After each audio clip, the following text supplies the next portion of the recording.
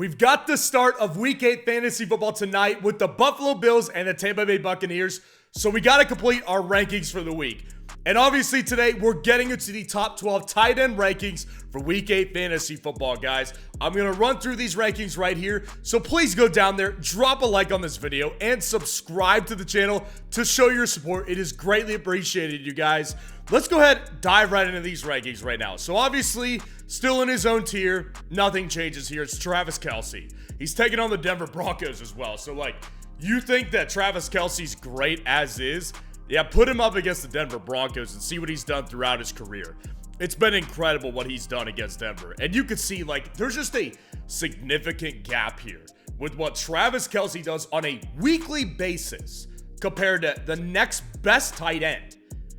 It's such a massive gap. And you'll see it obviously in ranking number 2, but Travis Kelce is averaging almost 17 fantasy points per game. I mean, it's wide receiver numbers. Like I said, it's been like this for every single year. And there's just no clear answer to Travis Kelce for any team. When you've got Patrick Mahomes throwing you the ball, you're going to be a fantastic player. Taking on the Denver Broncos this week, there's just no concerns here with Travis Kelce whatsoever. He continues to be in his own tier. Number 2, Mark Andrews of the Baltimore Ravens taking on the Arizona Cardinals this week. So, like I said, the disparity between Andrews and Kelce is still significant, but Andrews still looks really, really good. Obviously, he had a 2-touchdown performance last week that helped a lot of people out in very close matchups that were high scoring last week. Helps you get an edge when your tight end is getting you 2 touchdowns and really setting you apart. So that's what Mark Andrews is always capable of. Now, the problem is the volume is just not as significant as it is with Travis Kelce. The Ravens offense just isn't as high flying of a passing offense as Kansas City's is. They don't have Patrick Mahomes. They have Lamar Jackson, who's just not as good of a thrower as Patrick Mahomes. That's just a fact. So it doesn't matter regardless though, because Mark Andrews and Lamar Jackson, they just work so well together. That's the ultimate thing here with this one. And Lamar Jackson is 16-1 versus the NFC. That's crazy. That's a crazy number here. So Mark Andrews being the number 1 target attached to Lamar Jackson, it's going to be good stuff for this week. Sam Laporta at number 3, taking on the Las Vegas Raiders in Detroit. They're going to have a bounce back week. Do not be fooled by what happened last week. They played the Ravens in Baltimore. It was a bad thing, and like I said, Lamar is 16-1 versus the NFC. The Lions are not a bad team. They're just not a bad team. Now, the problem here with Sam Laporta, and why I don't have him ranked over Mark Andrews, as I have done in previous weeks, is because he's still dealing with a bit of a minor injury. His ankle is still not 100% right, but you can see the importance has not faded away during that time. He's still averaging 7 targets per game. The guy's still averaging 10.5 fantasy points per game. He's been just fine. He hasn't had the ceiling that he had the first several weeks aside from that injury. Now that he's got this injury, it's been a little bit of a lower ceiling for Sam Laporta, but that being said, importance is still there, the value is still there, and the matchup against the Raiders this week, I think they're going to absolutely bludgeon the Raiders, and I think that Sam Laporta, as important as he is week to week, is going to continue to be that against the Raiders this week. Number 4, TJ Hawkinson taking on the Green Bay Packers. TJ Hawkinson, the reason that he's below Sam Laporta is because he is dealing with an injury as well. That's the thing about TJ Hawkinson. And from what I've seen, he hasn't practiced yet this week. So it's a potential issue here.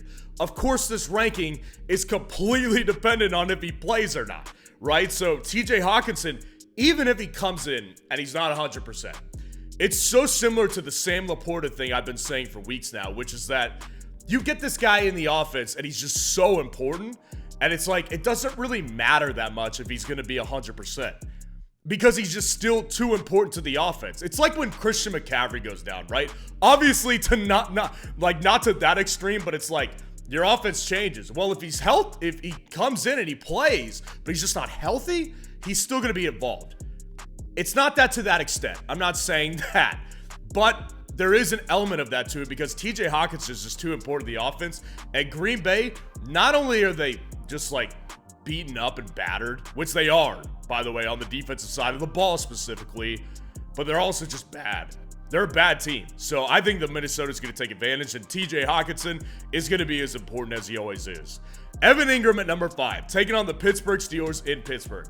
I've actually gotten a lot of questions on Evan Ingram this week. Evan Ingram has been a guy that a lot of people have asked me, what do I do with him? Do I sit him? Do I play him this week? He's playing the Pittsburgh Steelers. Here's the answer. When you've got a guy who's getting over 7 targets a game at the tight end position and is consistently getting you at least 10 to 8 fantasy points per game, you can't sit a tight end like that because Evan Ingram's only problem this year is that he hasn't found the end zone yet. That's his only problem, and that can change any week now because he's on a great offense. So obviously the matchup is not ideal here versus Pittsburgh, but Pittsburgh is not going to be able to contain all of the weapons that Jacksonville has. Jacksonville's got playmakers all over this offense. ETN, Calvin Ridley sometimes, Christian Kirk, Zay Jones if he plays, and then Evan Ingram. They can't sustain all of those guys. So Evan Ingram is going to be just fine. Dallas Goedert at number 6, taking on the Washington Commanders in Washington. So not only do I love the matchup, versus Washington is a great matchup. They put up over 30 points on Washington the first time they played him this year. But also, second of all, with Dallas Goedert, he's getting more important in this offense consistently over the past 3 weeks specifically. His fantasy points per game has risen dramatically. Like, that's still not a high number, but understand this, guys. Dallas Goedert, at one point during the season, was averaging like 3 fantasy points per game. Like, he had the goose egg in week 1, and he had a bad start to the season. He's gotten so much better and so much more consistent to the point where I can confidently tell my audience to play Dallas Goedert. I've got no questions here with Dallas Goedert. Against Washington, there's no way that he's not going to be a good tight end option here. And again, he's very similar to the next guy on the list, George Kittle, at number 7. Number 7 being George Kittle taking on the Cincinnati Bengals. Obviously, the problem here is Brock Purdy's probably not going to play. It's looking like it's going to be Sam Darnold that is going to be the starting quarterback. And listen, Sam Darnold has not been ever good in the NFL. I think that with Kyle Shanahan being at the helm, coaching this team and getting the right play calls, George Kittle, we already know what he can do. He's already a big boom or bust type of player, similar to Goedert, to where it's like the target share is not consistent. Kittle's averaging like less than 5 targets per game. That's not good enough. But we know when he hits, it's big. You don't see many tight ends in this league averaging 4 targets a game and getting 8 fantasy points per game. Why is that? Because George Kittle, unlike other tight ends with that kind of target share, has big playability attached to him. That's why you can't sit George Kittle, regardless of matchup versus Cincinnati, which I think is going to be tough. It doesn't matter. George Kittle doesn't go on your bench, regardless of who the quarterback is, because the offense is so creative.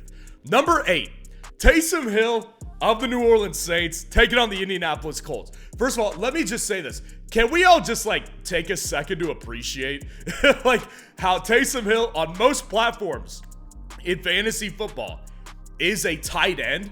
It's fantastic. And it's not that he's just been so great all year, right?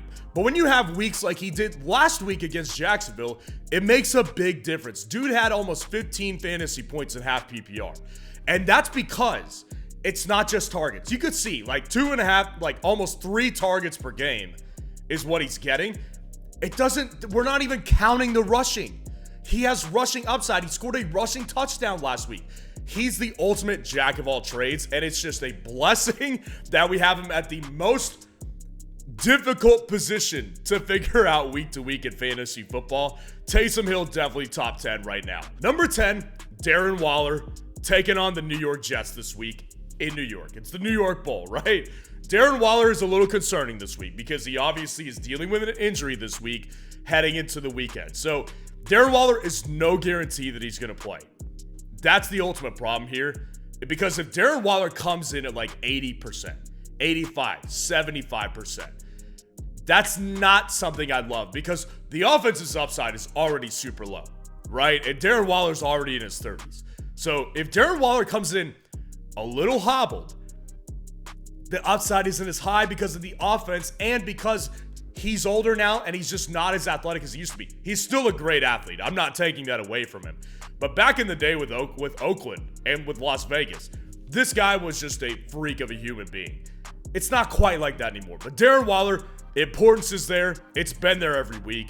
And finally he got in the end zone last week. So hoping he can play. If he does play, you put him on. Kyle Pitts and Jonnu Smith rounding out the top 12 here at 11 and 12.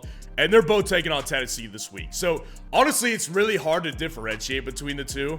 Like when you look at it from a fantasy football points per game perspective, Pitts is averaging 6.8 and Jonnu Smith is averaging 7 fantasy points per game. They're both averaging right around the same target share. Kyle Pitts, 6 targets per game. Jonnu Smith, 5 targets per game. And then obviously you've got literally within 2 yards per game of each other. So it's like, it's hard to differentiate the two from a numbers basis. The reason why I'm always going to consistently pick Kyle Pitts over Jonnu Smith is simply because of the athlete that Kyle Pitts is versus Jonnu Smith. So the athletic ability, the upside as a player is higher with Kyle Pitts. That's the guy I'll always prefer when you have a guy like Jonnu Smith who's not nearly as athletic, but he's getting the same amount of volume. If Jonnu Smith was getting 8 targets per game, while Pitts was getting 6 or 5, it'd be a different story. But they're both getting around the same amount of targets per game. That's the reason I'll always go with the higher upside player, which is going to be Kyle Pitts. So let me know what you think of the tight end rankings in the comments below and what questions you need answered for Week 8 Fantasy Football. And if you want to see the top 12 kicker rankings for Week 8 Fantasy Football, click on this video right here.